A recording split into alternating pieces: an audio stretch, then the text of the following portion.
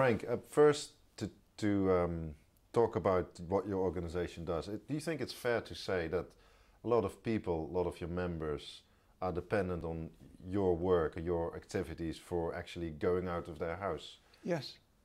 Yeah, most definitely. Because a lot of people would, it's tough for them. Huh? They'd stay in. I think they feel very vulnerable going out because they're in a wheelchair, they're walking with a limp and they don't like getting stared at. What do you do to get them out? We have coach trips, we have functions like bingo nights, race nights. We have an active amputee in the hall on a Thursday afternoon. It's from 2 till 4, or 3:30, sorry. Mm-hmm. And it's like a social afternoon. They can play indoor bowls, pardon me, indoor bowls, darts, card games, sit around talking. There's chair-based exercise and there's Tai Chi. It's just to keep them really busy because there's a lot of issues with an amputee. They can get very depressed, and if you get depressed, it's a bad walk back to where you are. You're the secretary, you deal with fundraising? Fundraising, yes. How easy or how difficult is it to get money at the moment? It used to be fairly easy. You have to write reports and fill in questionnaires, what you're going to do with the money, why would this be beneficial, and things like that.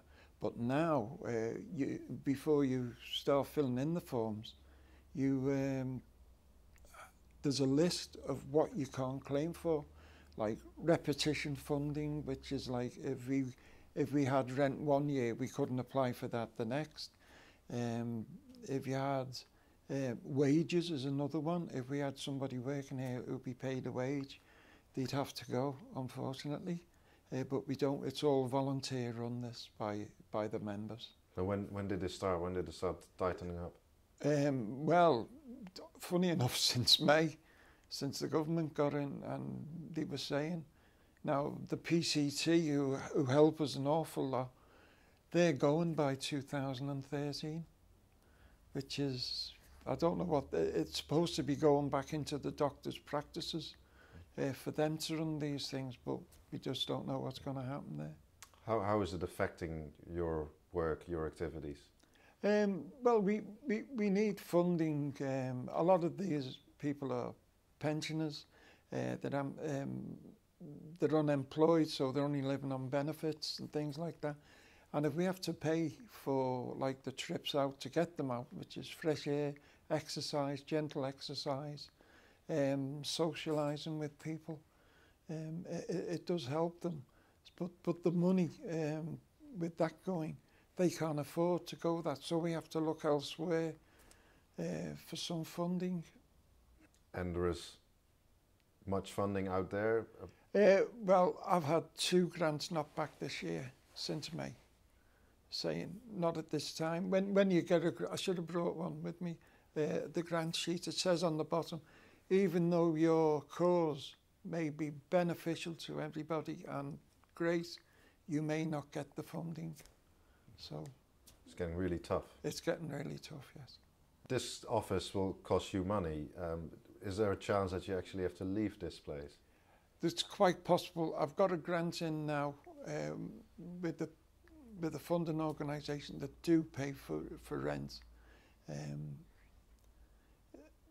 We won't know about that. It's got to go in by the end of November, and then it's about 3 or 4 weeks before they give us an answer.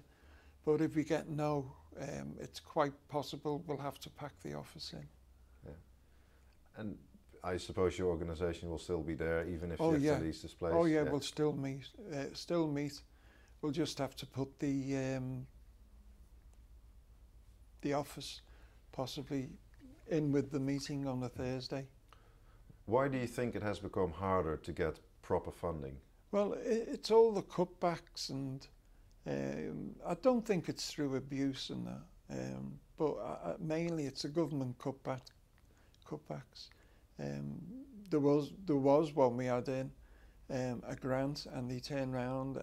We got a letter saying, unfortunately, the money's ran out and the scheme has ended now. So we lost about, I think it was about £3,100 that we had the grant in for, and that was for some more equipment and things like that, you know. So you're already struggling a bit, even before we actually know the more budget cuts on Wednesday, which are going to be announced. Yeah. How's that going to impact you, do you think?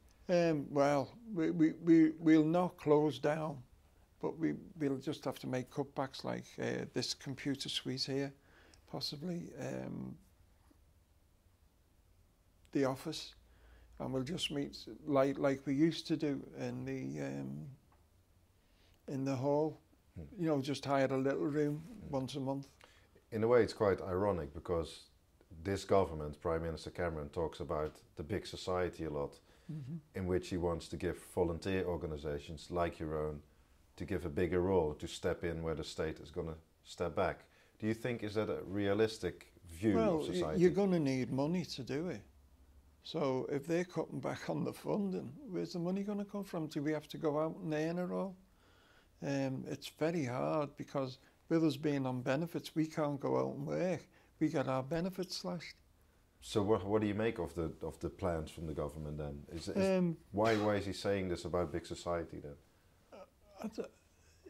He's just doing cutbacks to get this deficit down and things like that, but he's hitting the wrong people. He really is. Everything seems to be taken off either disabled people or low-wage people and this, that and the other. And everything else goes to the upper classes, sort of thing. That's my opinion. Okay. Do you think it's been underestimated that volunteers' work actually costs money? Well, yeah, it doesn't cost money in wages, but it costs money to, say, print leaflets, rent a little office or something like that. You know, you can't do nothing for nothing these days, and you don't get nothing for nothing. I think it's wrong, I really do.